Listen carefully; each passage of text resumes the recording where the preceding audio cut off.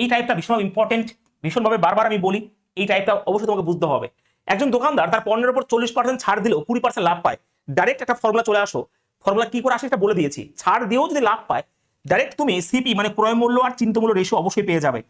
কি করে sir? 100 minus discount আর 100 plus profit করলে চলে আসবে তোমার ক্রয় মূল্য আর চিহ্নিত মূল্য। তো 40% ছাড় মানে 60 হয়ে যাবে, এখানে 20% লাভ মানে 120 হয়ে যাবে, কাটাকাটি করলে 1/2।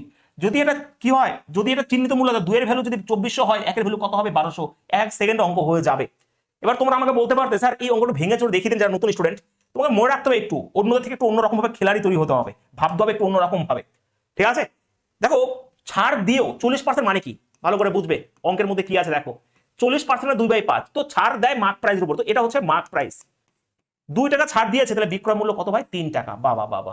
20% মানে 1/5, তো 5 কি এখানে? ক্রয় মূল্য।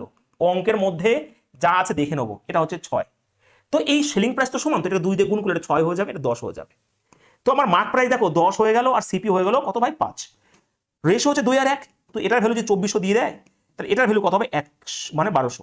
এটা হচ্ছে ওভারঅল কনসেপ্ট, এর উপরে কোনো কনসেপ্ট হতে পারে না, কিন্তু এই কনসেপ্টে সম্মান জানিয়ে এই নিয়মটা তৈরি করা হয়েছে। দেখো 10 আর এই 5 এর মানে 10 আর 5 এর রেশিও তো 2 আর 1, এই দেখো 2 আর 1 চলে এসেছে, মানে ক্রয় মূল্য 1 চিহ্ন 2। তাহলে তুমি এটা করতে হবে না, পরীক্ষা এটা করবে এবং 1 সেকেন্ড ওড়াতে হবে অঙ্ক, ঠিক আছে?